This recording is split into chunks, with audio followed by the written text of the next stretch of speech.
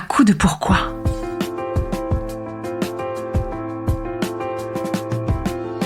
Écoutez bien. Ici, les spécialistes de la résilience, les survivants du cancer, vous raconter leur traversée, leurs chocs, leurs peurs, leurs espoirs et leurs choix face à cette maladie qui les transformera à tout jamais.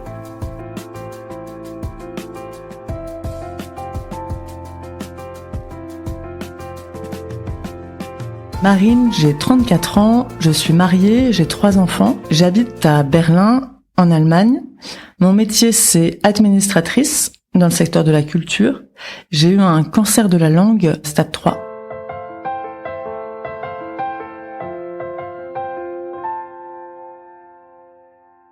Bonjour Marine. Bonjour Magali. Je devrais dire rebonjour. Oui. Alors c'est la première fois qu'un enregistrement ne prend pas, donc c'est un exercice différent pour moi, c'est-à-dire qu'on réenregistre. Donc je connais l'histoire, ce qui m'arrive jamais. Alors Marine, j'aimerais bien que tu nous racontes l'histoire par le début, c'est-à-dire comment ce cancer est arrivé dans ta vie. Ce cancer a débuté début d'année 2019. Je suis enceinte de mon 2e enfant. Au début de la grossesse, une lésion apparaît dans la bouche. C'est une douleur d'aphte. Et je mets du temps à trouver ce que c'est parce que c'est pas un aphte, parce que ça passe pas. On me dit que c'est du muguet buccal, donc je fais tout un tas de traitements, de bains de bouche super agressifs et tout ça. Bon, la lésion ne part pas. En plus, je suis enceinte, donc je peux pas prendre non plus les traitements classiques. Et cette lésion, en fait, me suit tout au long de la grossesse. Donc, en fait, à force de voir stomato, dermato, ORL, je finis par trouver vraiment un suivi adapté au CHU. À l'époque, j'habitais à Strasbourg. Et je vais en service de maxillofacial, où là, il me faut une biopsie de cette lésion. Il m'explique que ça s'appelle un lichen. Et on me dit que c'est une lésion par définition précancéreuse. Dès le départ, t'as quand même ce mot qui est un peu en alarme, derrière. Exactement. Il y a une fois où je me dis, ouais, peut-être que ça va mal tourner, mais en fait, comme je suis prise dans mon quotidien, que je vis avec ça, en fait, dans ma bouche tous les jours. Et que c'est quand même assez handicapant, hein. Tout à fait. Une plaie dans la bouche. Tout à fait. Une plaie dans la bouche, ça m'empêche de manger certaines choses. Je le sens tout le temps, quoi. Je peux pas manger de tomates, d'ananas. Enfin, voilà, il y a plein de trucs qui m'irritent vachement la langue. C'est très sensible. Ça se manifeste par pousser un peu ce lichen, mais à l'époque, quand on me dit c'est un lichen, on me dit vous pouvez très bien vivre avec ça pendant des années, vous n'avez pas de facteur de risque associé, donc c'est-à-dire pas d'alcool, pas de tabac, c'est juste qu'il faut le surveiller de près. C'est ce que j'ai fait. Tous les 6 mois, on prenait des photos de la lésion, on la mesurait, je faisais des biopsies régulièrement, il n'y avait pas d'évolution. Donc hyper sérieuse dans ta prise en charge. Ouais, exactement. Voilà, je voulais rien louper, quoi. Après, j'ai un 3e enfant. Pareil, la lésion est toujours là, voilà. En fait, si tu veux, je vis avec ça sans être vraiment inquiète plus que ça, mais tout en étant consciente de mon truc et en le suivant vraiment de près. Finalement, à la naissance de mon 3e enfant, ça continue et en fait, ça empire. En termes de chronologie, on est en été 2022, je suis en week-end pour dire au revoir à ma belle-sœur qui part en mission humanitaire. On est à Paray-le-Monial en famille. Donc en plus, c'est vraiment un moment chargé déjà d'émotions, j'imagine. Exactement, Ouais. Un moment très fort. Et pendant ce week-end, je regarde dans ma bouche et je me rends compte que la lésion a évolué et très clairement, je vois que ça a formé une boule. C'est plus comme avant. Est-ce que t'as peur à ce moment-là? À ce moment-là, j'ai peur. Après, on était dans un contexte quand même de vacances où finalement, ça m'a pas empêché, tu vois, j'en ai pas parlé, à part mon mari, j'en ai pas tellement parlé pendant cet été-là. Et voilà, je fais ma vie, je rentre à Strasbourg, le premier truc que je fais, c'est d'aller consulter le médecin du coup de maxillo qui me suivait depuis 3 ans et regarde dans ma bouche. Tout de suite, je vois à sa tête que ça a mal évolué. Enfin, il y a une évolution, en tout cas, très nette. Et tout de suite, il m'envoie un peu en urgence, dans un bloc des urgences, me faire 3 biopsies. Cette fois, c'était beaucoup plus costaud que ce que j'avais connu jusqu'à présent. C'est-à-dire point de suture, ils en font à 3 endroits différents et tout. Je sors de là, avec du coup des douleurs, c'était le début, quoi. Et il me dit, on vous rappelle dans 15 jours, on fixe un rendez-vous pendant 15 jours où je vous donnerai les résultats des biopsies. Finalement, je crois qu'il s'est passé 4 ou 5 jours et ils m'ont appelé. Donc ça, en général, c'est pas bon signe, hein. Voilà. Alors là, j'ai compris qu'il y avait un truc grave. En fait, ils m'ont dit, on a les résultats, il faut venir. Donc on est allé tout de suite. Avec mon mari, du coup, là, je lui dis, il faut venir avec moi parce que je sens que ça va être une mauvaise nouvelle. À ce moment-là, je pense pas que j'ai un cancer, tu vois. Je me dis, j'ai peut-être une maladie, j'en sais rien, auto-immune, ou un truc qui s'est développé dans ma bouche, voilà. Ah, tu penses pas à ça? Non, j'ai jamais vraiment pensé au mot cancer, tu vois, parce que, en fait, j'en avais pas dans mon entourage qui en avait dans la bouche, et je me suis dit, ça a évolué, mais ça a peut-être pas forcément évolué en cancer. Et en fait, au rendez-vous, tout de suite, il nous dit, on a les résultats, c'est un carcinome épidermoïde. Alors moi, je lui demande de me traduire parce qu'à l'époque, je ne connais pas ce terme. Et tout de suite, il me dit, c'est un cancer, voilà. Donc là, en fait, quand tu as ce mot qui est prononcé, moi, vraiment, ça a été dans ma vie une véritable déflagration. Tu vois, j'ai vraiment l'image où je suis assise sur ma chaise et je sens que tout est en train de s'effondrer autour, tu vois. J'ai l'impression que je suis plus que seule au monde. C'est vraiment un vertige total. Et tout de suite, ma réaction à l'annonce du diagnostic, j'ai eu 2 réactions. La première, c'était de m'inquiéter pour mes enfants. Parce que du coup, à l'époque, j'ai des enfants qui sont jeunes. L'aîné a 4 ans et on vient de fêter les 1 an de ma dernière. Donc tout de suite, j'ai une espèce, tu vois, d'instinct maternel où j'ai pensé à eux et j'ai dit, mais comment ils vont faire, mes enfants?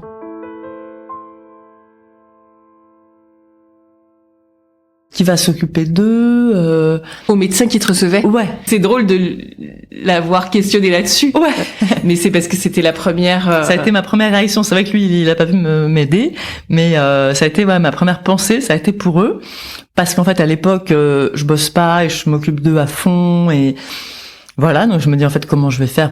Et du coup, je lui ai demandé, est-ce que je vais mourir? Il m'a répondu, ça va dépendre du bilan d'extension qu'on va faire dans l'urgence, parce que dans les résultats de la biopsie, il montre que c'est vraiment un carcinome infiltré. Tu vois, c'était vraiment un truc quand même assez costaud. Mm-hmm. Donc tout de suite, il m'a dit, vous allez avoir un scanner, une IRM, et une panendoscopie ORL.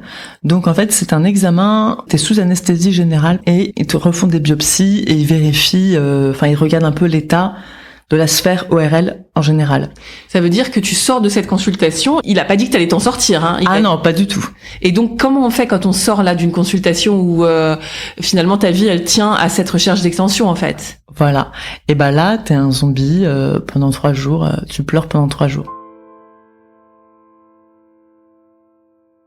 En essayant d'encaisser la nouvelle, en l'annonçant à l'entourage, c'est quand même pas une mince affaire, tu vois.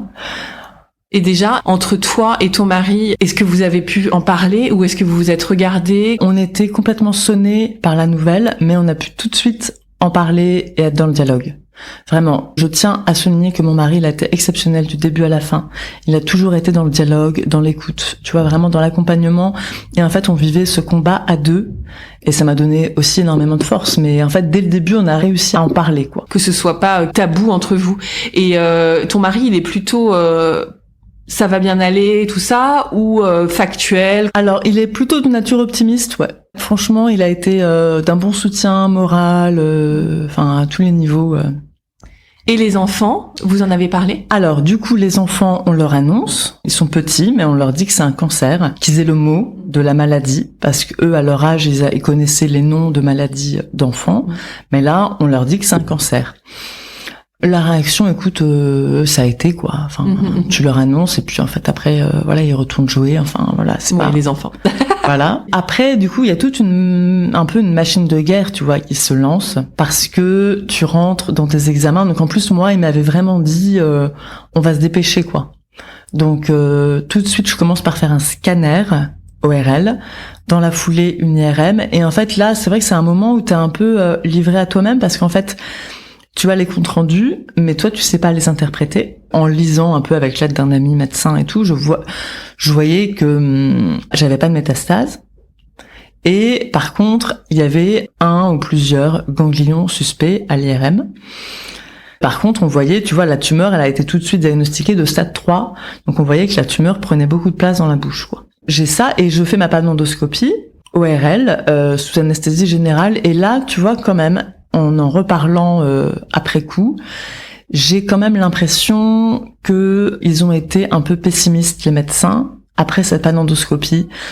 Parce que le chirurgien qui me voit ce jour-là, enfin, moi je vois pas, mais lui me voit, n'est pas venu me voir en personne après la panendoscopie, envoie une interne m'annoncer « on a vu ce qu'on voulait voir ». Tu vois, ils sont restés très évasifs. Suite à ce bilan d'extension, il y a une opération qui est programmée très rapidement. On va dire 1 mois après le diagnostic. Et du coup, comme c'est une opération où il y a plusieurs disciplines, je fais plusieurs rendez-vous, si tu veux. Je vois un oncologue, je vois une chirurgien maxillofacial, je vois un chirurgien ORL. Et en fait, en voyant l'ORL, donc c'est lui qui enlève la tumeur, je vois que lui est quand même assez inquiet. Enfin, on sent que, voilà, ça va être une grosse opération. Comment tu le sens? Il te dit par des mots, ou il est gêné, ou c'est quoi? Ouais, c'est plus l'attitude, tu vois. Je vois qu'il tremble un peu, parce qu'en fait, avant l'opération, j'ai été bien préparée. Ils m'ont expliqué tout ce qu'ils allaient faire. Donc, avec les risques potentiels d'une opération comme celle que j'allais avoir. Il te dit tout, quoi. Il te dit quand tu vas te réveiller, tu pourras pas respirer, tu pourras pas manger, tu pourras pas boire. Ça va être très dur. Tous les médecins me le disent en me préparant pour l'opération. Mais tu sens, tu vois que c'est quand même une grosse opération. Je leur demande, vous en faites souvent des opérations comme ça? Ah bah non, une par an, quoi. Ah ouais. Donc tu dis, bah voilà, j'y vais, mais j'ai peur. Ouais, un peu quand même. Hein. Est-ce que ça veut dire que c'est un cancer rare? Est-ce que tu avais des exemples autour de toi sur lesquels t'accrocher? Eh bien, justement, non. Alors, j'avais l'épisode que tu avais enregistré à l'époque avec Magali. Exactement. Que j'ai écouté plusieurs fois. Tu vois, c'était le seul exemple que j'avais. Et j'aurais été contente d'échanger avec d'autres personnes qui ont eu la même chose, mais j'ai l'impression effectivement que c'est assez rare.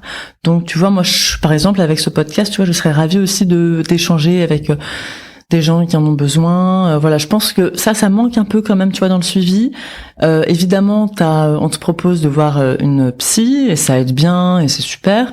Mais je trouve que les groupes de parole, tu vois, entre patients, tu vois, j'avais pas trouvé de groupe de parole associé vraiment spécifique cancer ORL. Et c'est ce type de partage et d'échange qui vraiment fournit un appui pour savoir ce qui nous attend, mais aussi, je pense presque un appui aussi affectif, de lien, ce genre de choses. Tout à fait. Et ça, c'est important, je trouve, quand t'es en traitement avant, tu vois, pour échanger un peu sur ce qui t'attend, pour après, enfin, tu vois, tout ça, je trouve que c'est important. Et que tu en aurais eu besoin. Ouais. J'imagine que t'es allé la veille pour te préparer. Comment on y va à ce genre de choses qui fait très peur?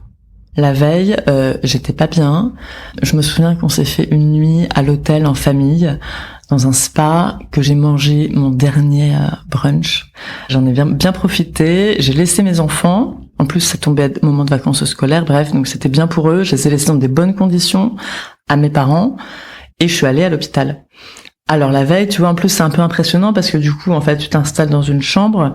Ils te font des marques au feutre parce que du coup, j'ai eu une greffe de la langue à partir d'un lambeau prélevé dans la cuisse.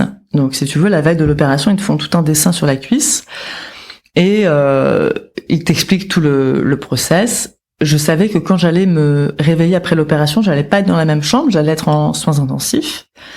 Donc, tu vois, tout ça, tu te dis, bon, bah, comment j'y vais? Et puis, en fait, mon mari a pu rester quand même avec moi toute la soirée. Mais ensuite, la nuit et après, t'es seule, quoi.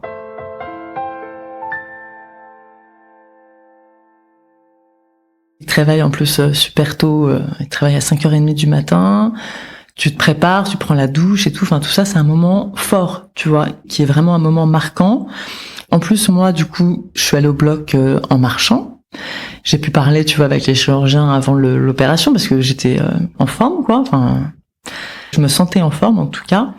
Et en fait, là l'opération s'est bien déroulée, mais elle a été beaucoup plus longue que prévu. Il nous avait parlé d'une journée d'opération, en gros, tu vois, de 7 à 18. Et puis, en fait, je suis sortie du bloc à 23h. Et le réveil après le bloc, là, c'est quand même un moment assez traumatique parce que tu te réveilles, déjà, tu ne peux plus parler. Donc, je me réveille avec une ardoise dans mon lit. sur laquelle j'écris tout de suite. Je sais pas pourquoi, je suis en salle de réveil et j'écris quelle heure est-il. Ouais, t'avais besoin de te recentrer, comprendre, voilà, te replacer. De me repérer dans le temps. Ils me disent, il est 23h30. Donc là, je me dis, ah ouais, donc en fait, déjà, qu'est-ce qui s'est passé là? J'ai été endormie pendant toute la journée, quoi. Donc tout de suite, du coup, je me dis, mon mari, il a dû s'inquiéter. Du coup, je demande. Mon mari, ils me répondent, vous inquiétez pas, on l'a appelé tout de suite quand vous êtes sortis. Du coup, je passe 3 jours dans un état, j'ai pas tellement de souvenirs, puisque l'opération ayant duré 15 heures, je suis complètement shootée par les produits anesthésiants. Et je suis en soins intensifs, mais pas très longtemps. Rapidement, je retourne en maxillo.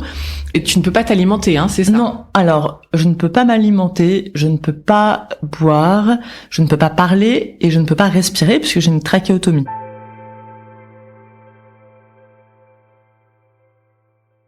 Je rappelle que c'est une canule que l'on introduit dans la gorge et qui fait que on respire par la gorge pour pas que les voies supérieures soient prises en fait, puisqu'il y a une opération au niveau au-dessus. Et alors ça, c'est quand même une expérience assez spéciale, quoi, de respirer avec une trachéotomie, surtout que on doit te la nettoyer. Enfin, c'est assez dur à vivre pour moi. Donc tu vois, c'est des images. Tu vois, je suis attachée au lit parce que je pense que j'ai envie de me débattre. Enfin, tu vois, c'est quand même des moments durs, mais en termes de suite opératoire, tout se passe bien, la greffe prend et tout se déroule comme prévu, quoi. Ça, c'est génial. Hein. C'est génial. C'est ça qui est important. L'opération est une réussite, ils ont pu enlever toute la tumeur.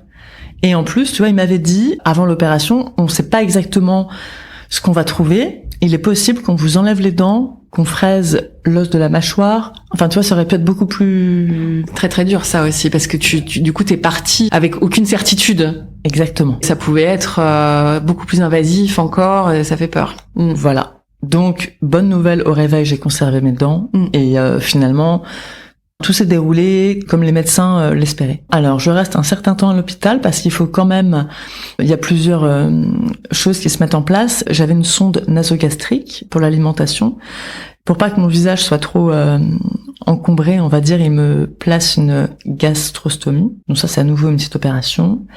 Et puis en fait, il y a des drains, enfin il y a tout un processus de cicatrisation qui a fait que je reste 1 mois hospitalisée. Et pendant ce mois à l'hôpital, j'ai les résultats d'analyse de ma tumeur. Du coup, assez rapidement, on me met en condition pour la suite. Ça s'arrête pas là.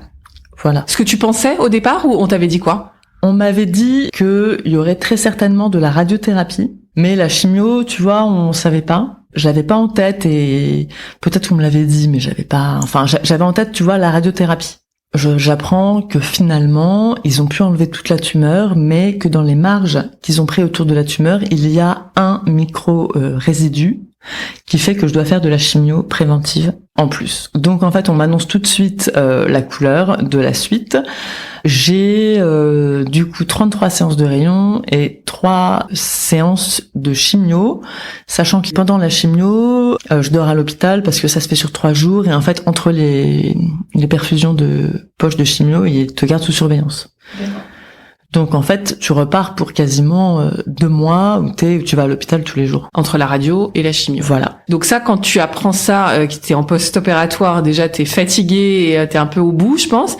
Quand t'apprends ça, qu'est-ce que tu te dis? J'avoue que quand on m'a dit que j'allais avoir de la chimio, c'était un peu le coup dur. Parce qu'en plus, il m'explique que la chimio va potentialiser les effets des rayons, donc les effets négatifs, et que du coup, ça va être très dur. Là, c'est vrai que j'encaisse un peu le truc parce que je suis en train de me remettre sur pied, tu vois. Comme moi, j'ai plus de tumeur dans la bouche à ce moment-là. Je me dis, bah, trop bien, ça y est, je suis guérie, je peux reprendre ma vie. Je recommençais, tu vois, à l'hôpital, j'avais mangé un petit suisse, j'avais mangé des purées. Enfin, tu vois, sur la fin de l'hospitalisation, je me disais, chouette, je suis guérie, quoi. Et en fait, il m'explique que dans 1 mois, donc il y a eu quand même 1 mois entre ma sortie de l'hôpital et le début des rayons. Et en fait, il m'explique que ça va me rendre malade, la chimio, que ça va être très dur, que je vais avoir des aftes partout, parce que du coup, la radiothérapie, en fait, ça te brûle tous les tissus à l'intérieur de la bouche, donc c'est vraiment très dur à vivre. Mais quand même, je tiens quand même à dire que tous les médecins que j'ai vus au CHU, là, à Strasbourg, avec aussi les infirmières, les aides-soignantes, enfin vraiment tout le monde m'a vraiment porté dans mon combat. Tu vois, ils m'ont dit, ça va être dur, mais ça va aller, quoi. C'était vraiment, ils m'ont dit trouvez un truc auquel vous raccrochez, vous êtes une battante. Enfin, tu vois, ils m'ont toujours vachement encouragée, motivée. Tu vois, par exemple, je me souviens d'une infirmière, c'est un détail tout à fait anodin, mais elle me disait tous les matins redressez-vous dans votre lit, quoi.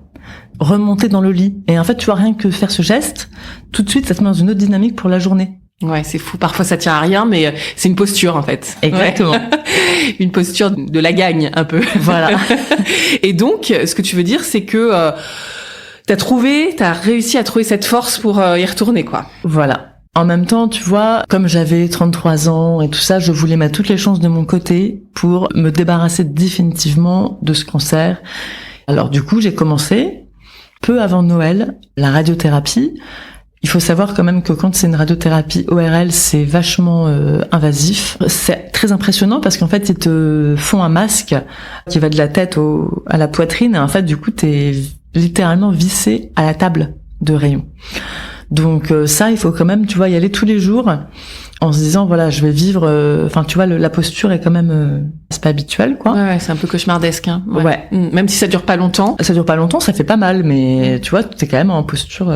t'es malade, quoi. En plus, avec la chimio associée, voilà, ça fait que je me dégrade, enfin mon état se dégrade au fur et à mesure du traitement, parce qu'avec les rayons, tu ressens pas tout de suite les effets, ça s'installe vraiment de manière insidieuse et de plus en plus fort. Donc, tu vois, j'arrive à passer Noël, par exemple, à peu près bien. En famille et tout ça. Toute ma famille vient à Strasbourg, donc super sympa.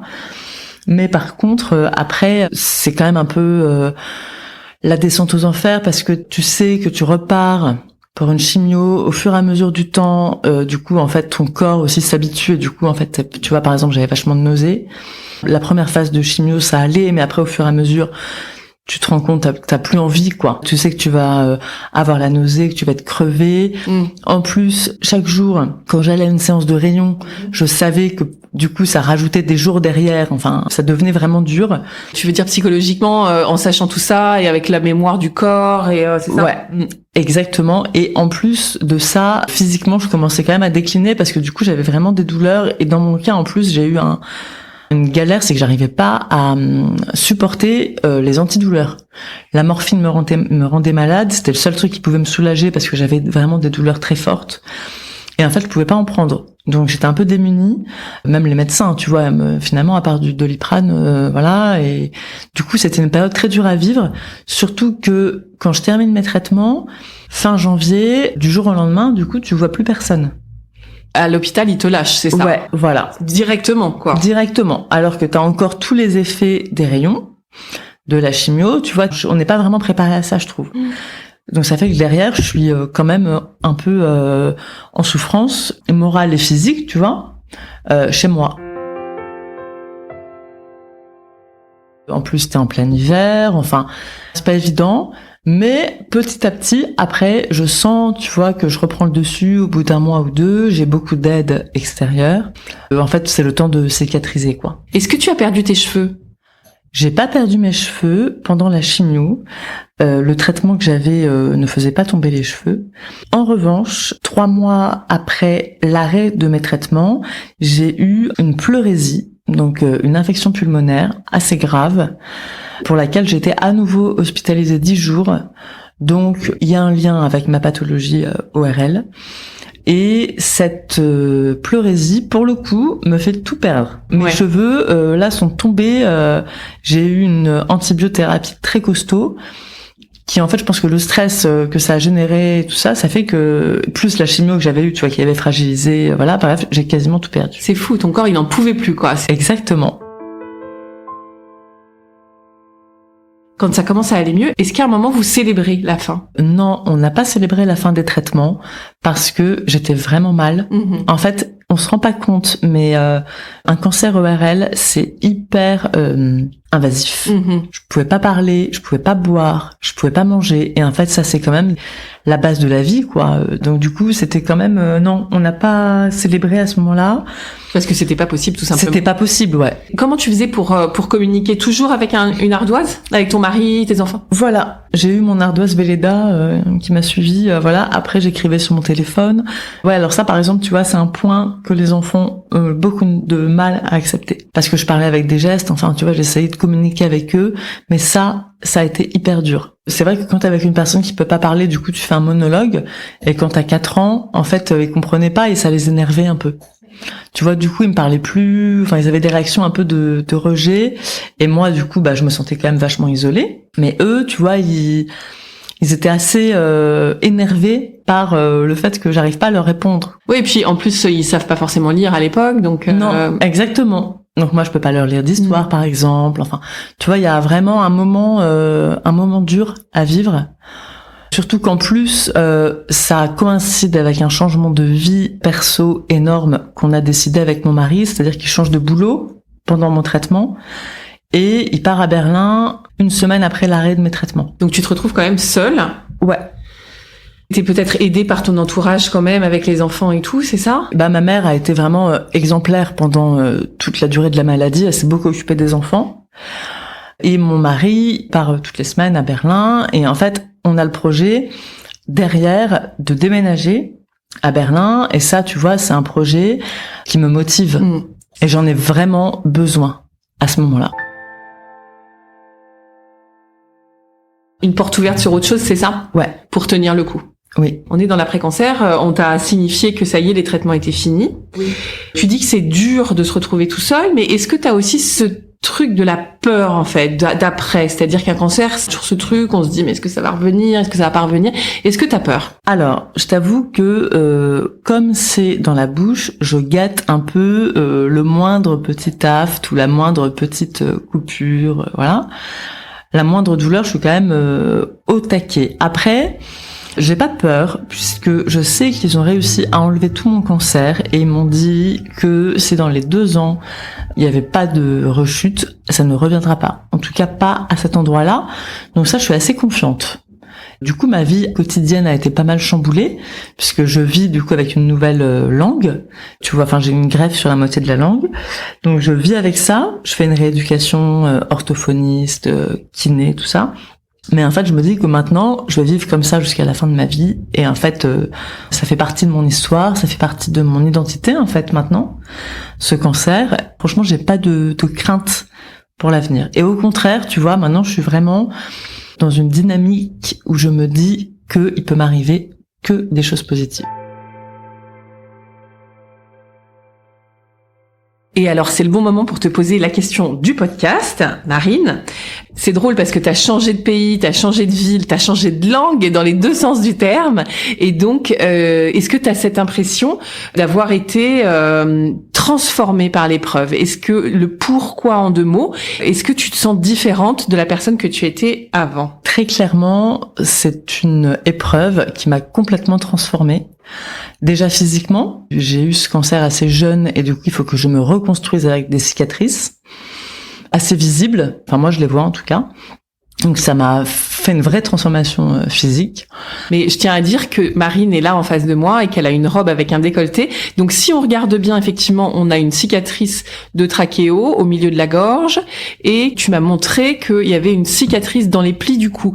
Mais vraiment, quand je t'ai vu arriver, ça m'a pas du tout sauté aux yeux. Et surtout, ce qui est vraiment visible, c'est que c'est complètement montré, quoi, et assumé. Et donc ça, comme c'est tôt pour faire ça, t'as l'air d'être sur le bon chemin. En tout cas. Ouais, tout à fait. Et du coup, c'est aussi une maladie qui m'a transformée profondément, tu vois, dans ma manière de voir le monde. Aujourd'hui, je relativise énormément de choses. Je ne connais plus le sentiment de stress ou d'angoisse, tu vois. Je suis vraiment confiante en l'avenir et tout le temps positive et surtout vraiment une rage de vivre un peu. J'ai vraiment l'impression qu'il faut que je vive à 10 000%, quoi. Beaucoup plus fort qu'avant, j'ai envie de faire plein de trucs, j'ai une énergie, j'ai l'impression qu'elle a été décuplée, quoi. Quelque chose qui te rend plus forte presque, c'est ça que tu dirais? Exactement. Alors je dirais pas que c'était une opportunité, parce que c'était quand même, je m'en serais quand même bien passée, tu vois, mais ça m'a clairement rendue beaucoup plus forte et j'ai l'impression aussi, tu vois, que dans l'après-cancer, c'est donc une nouvelle vie qui commence et que pour moi, il y a que des signes positif dans cette nouvelle vie et qu'elle est limite mieux qu'avant, tu vois. Enfin moi, je le vis comme ça, tu vois. J'ai déménagé, j'ai changé de vie, j'habite maintenant à Berlin où j'ai pris un nouveau départ. Tous les jours, tu vois, j'ai que des signaux. C'est génial, quoi. Enfin, tout est au vert, tout se déroule super bien. J'ai déjà trouvé un boulot à Berlin. Enfin, tu vois, tout va bien. C'est ce qu'on te souhaite. Marine, surtout, bonne route à Berlin et que la suite soit belle, évidemment. Merci Magali. Si cet épisode vous a plu, vous pouvez vraiment nous aider à le rendre plus visible en lui donnant 5 étoiles sur Apple Podcast et en rédigeant votre commentaire. Merci.